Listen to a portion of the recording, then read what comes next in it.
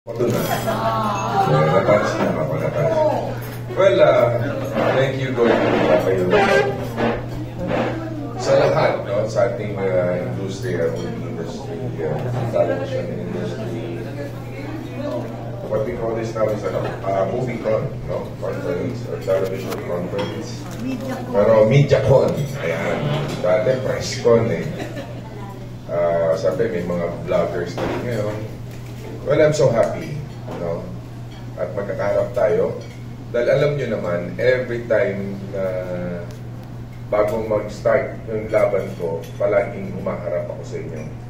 Ngayon, after nung walang matigas na pulis sa matinig na misis, I will take this opportunity na rin para magpasalamat sa suporta ng bawat isa sa inyo.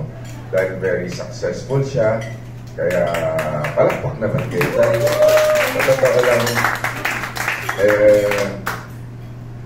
si Bong Revilla ang takbuhan palaging kayo. No? Yung mga sa ibang news, kaibigan din naman natin sila, pero mas malapit kayo sa puso ni Bong Revilla. Dahil yung mga nakaraan nun, yung time na mga pagsubok na dumarating sa akin, nagkaroon ako ng phobia sa mga sa media.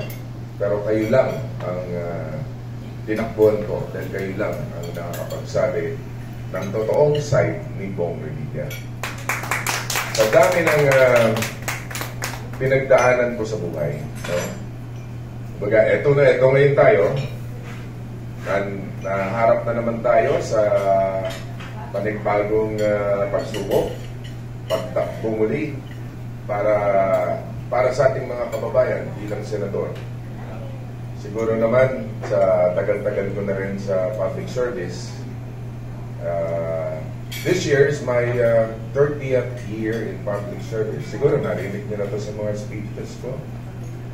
30 years in public service, 52 years in show business. Diba? So, ganong katagal. Yung 52 years ko sa show business, yan yung nandiyan pa sila, ayan, laman na yata lang dito, yung mga dito, Kuya Nestor, lahat yan, Kuya Eugene, kaya Ate Aster, kaya yung mga senior natin, sila, madami, Junardo, si Dharma. Kung titingnan natin, ay, pati si Etelinda, marami nang nawala ng mga kasama natin sa sila Malayatal. Si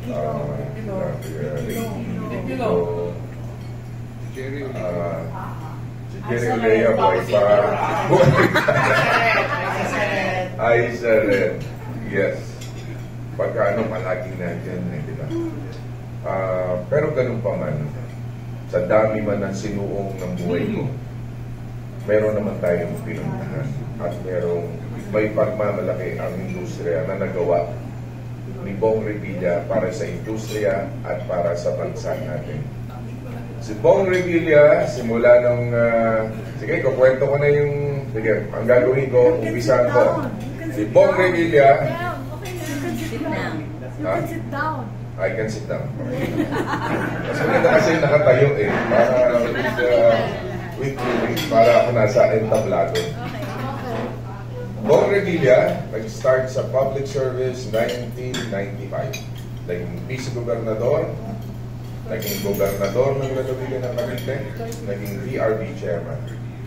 Vice Governor, para matandaan lang natin ulit, para makilala nyo kung ganong kalalim ang pinagdaanan ni Bong Revilla bilang hindi lang sa legislative, but maging sa executive. Sa Vice Governor, nung ako'y naging vice-gobernador, legislative board, but binigyan ako ng task na labanan ang pinagbabawal ng droga sa lalawigan ng Cavite. Na-recognize dahil at that time, nakahuli tayo ng biggest catch sa lalawigan ng Cavite na 1 billion worth of shabu at that time. That is the biggest catch ng shabu. Laboratory sa Tagaytay at tapos follow-up pa sa Parañaque. Because of that accomplishment, na-recognize tayo sa international, no? Itong INOA, International Narcotic Enforcement Agency sa Albany, New York. At ako'y pinarangalan bilang isang Medal of Valor awardee. Binigyan pa rin ako ng International Award of Honor. At dahil dyan sa galing natin dyan, pakikipaglaban, yung mga pulis na ginamit natin, ang ginawa ko noon, reward system to solve the drug problem. Ganun talaga. Para pagka nagkamali, itong mga involved sa droga, kulong. Pagka talagang, ano talaga, pulis na talaga kung lumalaban man sila. But the point is, napatahimik natin ang Cavite. Tapos naging gobernador ako, ang Cavite, for murder capital of the Philippines, nagawa natin one of the most peaceful provinces in the country. Yan ang isang may pagmamalaki ko, kaya ako rin naparangalan sa Malacanang bilang outstanding governor at that time when it comes to peace and order. Kaya lalong umasenso ang lalawigan ng Cavite. Tapos naging BRB chairman ako. BRB chairman, ito yung Videogram Regulatory Board. No? Hinawakan natin yan. Na-recognize tayo ng Motion Pictures Association of America dahil sa pagsugpo. Yung problema, 100% ang problema sa piracy. Kung naalala niyo pa yan, DVD, VCD, Betamax. Yan. Wala na akong Betamax yan. Yung ano, meron pa ba nun? Wala na nun. DVD, VCD. Yun. Kumbaga, nagpasalamat sila sa akin dahil naibaba natin yung problema from 100% na naglipa na sa lansangan, na-reduce natin up to 5%. 95% reduction sa market. Talagang huli dito, huli doon, tapos yan. Nakilala tayo, kaya tayo ipinush na tumakbo bilang senador ng Republika. Naging senador ako. Senador, hinalal bilang number 2 senator. Lumabas ako dahil sa suporta ng mamamayang Pilipino, ng aking mga tagahanga na palaging nakaagapay sa akin, sinusuporta sa akin. Tapos ang 2004 na yan, 2000 ulit, 10. Number 1 senator na. Okay? Highest votes garnered ng isang public officials na tumatakbo. Yun yung pinakamataas na nakuha ng boto at that time sa lahat ng mga elected officials. So, yun nga, number 1 senator tayo, doon na tayo nagka-leche-leche. Pero, ganun pa man, at least lumabas ang katotohanan. Nalinis yung pangalan ko, absueldo ako sa lahat ng kaso sinampan nila sa akin. Nakabalik tayo ng 2019. Pero yung buhay ko noon, di ba? Kaya kinukwento ko na sa inyo, para bahala na kayo kung saan kayo pipick up. Para dahil kayo mismo ang nakakakilala sa akin kung totoo ba ang sinasabi ko o hindi. So, nung dumating yun sa buhay ko, grabe, in fact, nung nandun tayo sa krame, di ba, palagi natin pagka, luluwa-luwa pa ako. But, yung nandun ka, nung nandun ako, parang nandun ka sa loob ng tunnel na wala ka na makita liwanag, akala mo katapusan na ng mundo. But no. Dasal ko, Lord, kayo na po bahala sa akin. Alam ko dito ko, kababayaan din, alam niyo ko totoo. Pinalabas ako, nakalabas ako, nalinis ang pangalan ko, ito ngayon si Kong. So, 2019, nahalal muli ako bilang senador ninyo. Number 11, nung nanalo ako. Ang 11th senator ako, no? Kaya, talaga sabi nyo nga, lalo naging challenge yun para sa akin. Lalo akong nagpursige. Lalo kong pinatunayan sa sambayan ng Pilipino na hindi yun si Bong Revilla at si Bong Revilla na nagtatrabaho para paglaban itong kapakanan ng mga mamamayan natin. Lalo-lalo na yung mga lola, lolo, estudyante, teachers, lahat dyan. Kaya yung kung mapapansin ninyo, yung mga naipasa kong batas, no? Dahil nung 2019, ang sabi ko nga, kung naalala nyo, yung sa mga lola-lolo na yan, when you reach 100, centenarian law tawag, di ba? 100,000 makukuha mo. Pero sabi ko, para naman natin niloloko yung mga lola at lolo natin. Bakit hindi natin ibaba? Kasi iilan lang na may nakakaabot ng 100. So let's do it 80. Yes. Kaya ito, ako mismo, ang main author ng batas na ito, at naipasa natin 80, 85, 90, 95. Meron doon sila. No? Ng 10,000. Kaya mag-80 na ba si nanay? From 78 to 80 na siya. Tumam. You still have to wait 2 more years. Kaya hanggang 100 si nanay dahil 100. Yung 100 ngayon gagawin ko ng 1 million eh. I'm sure. Tatargetin ni nanay yung 100. Yung 100 years old. Kaya yun. Kaya yung sa mga lola, lolo. Alam nyo, speaking of lola at lolo, habang nagmo-motorcade ako, no? Alam nyo yung mga grabe tanggap sa akin. I'm proud habang nagmo-motorcade. Yung mga lola, lolo, lalapit sa akin. Sabi niya, Bong, send Bong. Thank you sa doon sa bigay mo sa amin ng cash gift. Iyak. Tapos kinahawakan yung kamay ko, talagang, alam mo, hirap na lumakad, gano'n na sila. And then, gusto lang ako mahawakan, maraming salamat. Ang sabi ko, ganun pala yung nagawa ko. I'm so happy dahil yung mga lola at lolo, nabigyan natin ng parang, what's 10,000? Pero at least nabigyan natin ng halaga. Yung hirap na ginawa nila para sa kanilang mga anak, para sa ating gobyerno, yung kanilang contribution sa ating mga kasama, sa ating mga kababayan. Kaya nagpapasalamat ako talaga. At meron akong mga magagaling na staff. Palakpakan nyo rin aking mga legis. Dahil hindi ko magagawa yan, katulad ng Kabalikan sa Pagtuturo Act. Kabalikan sa Pagtuturo Act, ako rin po ang main author niyan. Kabalikan sa Pagtuturo Act, yung chalk allowance nila, dati lang yan, 100 pesos, tapos ginawang 1,000, tapos nung pinaglaban ko, 2,000, pero pwede pang ibaba ulit sa 1,000. So, ang ginawa namin, in-institutionalize na namin yung 5,000 na chalk allowance, ginawa na natin 10,000. Kaya starting this year, 10,000 ang matatanggap ng ating mga teachers starting this July. Kabalikan sa Pagtuturo. Yan.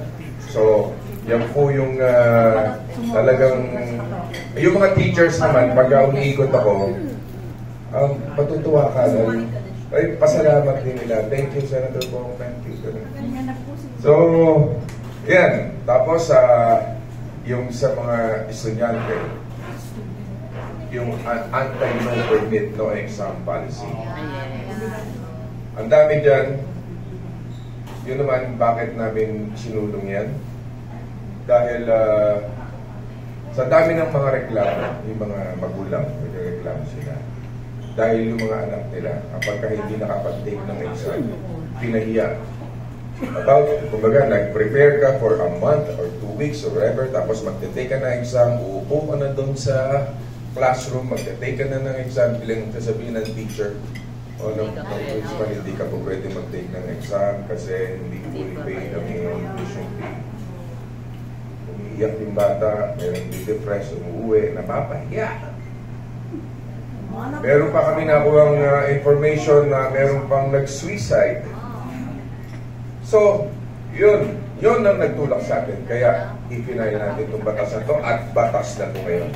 Kaya, hindi na ulit yan mangyayari. Kapag kaya na nangyari pa, magkakaroon sila ng sanction at kung pwede rin nating pasaran ang eskwelahan kapag hindi sila tumupa. Tapos, yung,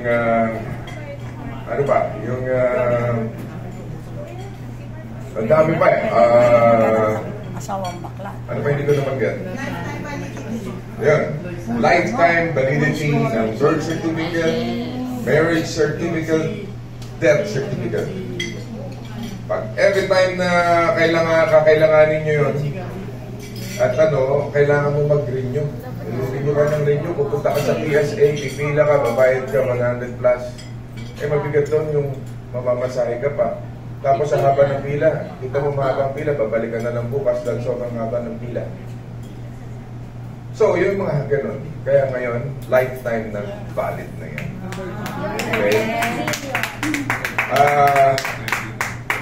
Okay? Yung alam nyo na yung helmet law, yun nung pa, yun yung una ko nun. But, I was able to pass, no? We were, ang na-file natin na panukalang batas ay 2,000. May 2,000 at nakapagpasa ng 343. No, like, miski nga yung simpleng yung Miriam Defensor Road, ako nagpasa niyan. At yes, hindi nyo alam siguro. Pero ako po, ako nag-defend dyan sa floor at ako nakapagpasa niyan. Ako yung nag-sponsor. So, maraming Jokno Boulevard, mga renaming again. So, maliban pa doon sa mga public works na trabaho. But, ang isa pang binibigyan natin ngayon ng pansin, di ba yung sa senior citizen, ito yung mga iniisip ko namang gagawin ko. Yung senior citizen, di ba, when you reach 60, senior ka na. Ang gagawin ko, 56 pa lang, senior citizen. Okay, yeah? Pero 10% lang. 10% lang. Hindi senior na, junior senior citizen. 10% discount. Sayang ako, no? Diba? Junior na, diba? Younger senior. Kasi alam mo, 40 years old, kailangan mo ng pang-maintenance eh. Kailangan mo na ng gamot, pambili ng... Totoo yan, diba, yung mga ganun, may mga benepisyo, but mas mababang level compared to the regular senior citizen. So, yan. Yung sa government employees, nakasala ngayon, yung optional retirement age ng from 60, gagawin ko rin 56. Kasi, yung ating mga government employees, at the age of 60, doon pa lang sila mag-retiro, di ba? Yung iba, gusto na mag-retiro ng mas maaga kasi yung mga nararamdaman na. No? Meron ng sakit sa puso, masakit na maglakad, nararamdaman din na yung ayuma, so they want to avail na yung kanilang yung early retirement benefits. So, kaya napakahirap na para sa kanila. Pero kaya ako sinusulong itong optional. This is just an option. We're just giving them an option to retire early. Hindi po mandatory. Hindi mandatory retirement ka at the age of 56. No. Ito, binibigyan natin sila ng tsansa na makapag-retire na maaga. At yung iba naman, na mga mas bata naman, pag nag-retiro yung iba, sila naman ang mabibigyan ng break at promote for a higher position. So, yun po ang purpose na itong optional retirement age na ito. Ayan. So, ano pa? May nakalimutan ako? Okay na. So, yun po, mga kapatid sa industriya. Siguro naman, sa dami ng alam kong kulang at kulang pa rin, no? Yung pag-ikot ko sa buong Pilipinas, hindi ko na kailangan ba panggitin yan, yung mga tulong na ginagawa natin, na hiningi natin ng tulong sa DSWD para may pamahagi sa buong Pilipinas, at tayo mismo na witness natin kung paano napapaligaya yung mga kababayan natin all over the country. Kaya itong mga ayuda, pabor ako, para ipagpapigyan ng tulong ang ating mga kababayan. Yung ayuda. Huwag natin pasamain yan. Dahil we're not saying na ang tao ay parang sinasanay natin sa ayuda lang. No? Alam ko, merong iba nagsasabi, bakit mo sasanayin ng tao? You should give them fish. No, for the meantime, sa hirap ng buhay natin ngayon, sa tingin ko, after the pandemic, after ng mga pagsubok na dumadaan sa atin, ang taas ng presyo ng bilihin, kailangan ng suporta pa rin ng gobyerno. At the same time, kailangan din na, i-teach them how to fish kung kulang sila. Bigyan natin ng livelihood, kaya simultaneous yan. Kaya masama, kapag ka binigyan na ng masamang kulay, yun na. This is not vote buying. Ang tao hindi na maluloko eh. Kapag ang tao ay balat kayo lang, alam ng tao yan. Kung hindi mo pa sa loob mo talaga matulungan sila. Dahil lalabas lang yung mga ganun tao tuwing maghahalalan na.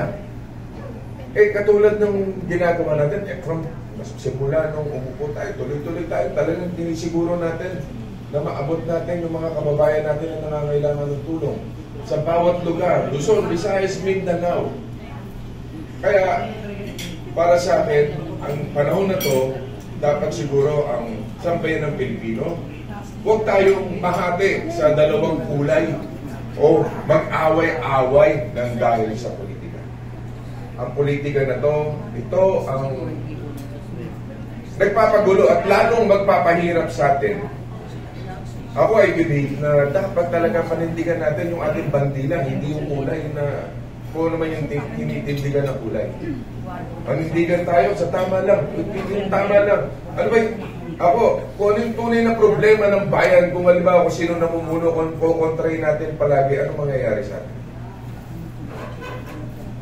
May panahon ng ni Pangulong Duterte, lahat ng tao sumusunod sa kanya. So, di ba? Maganda yung ito kay Presidente BBM. Dapat ganun din para maibagawa nila ng tama. Kung lahat na lang naggalaw ay bibigyan ng mali siya. Pero kung may ginawang mali, dapat managot. That's the point. Kung sino man yung mga taong gumawa ng mali.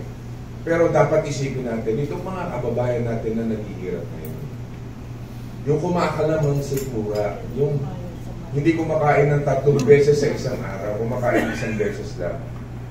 Yun ang kinakapa ngayon. Yun ang tinatrabaho ngayon ng DSWD at yung mga, kung ano pa yung mga tulong na dapat tugunan ng ating pamahalaan. Kaya sabi ko nga, sana po, huwag tayong maghati-hati ng dahil sa politika. Dahil walang pupuntahan ang ating bansa pagka ganyan po tayo. Yun lang po. Maraming salamat sa inyo lahat.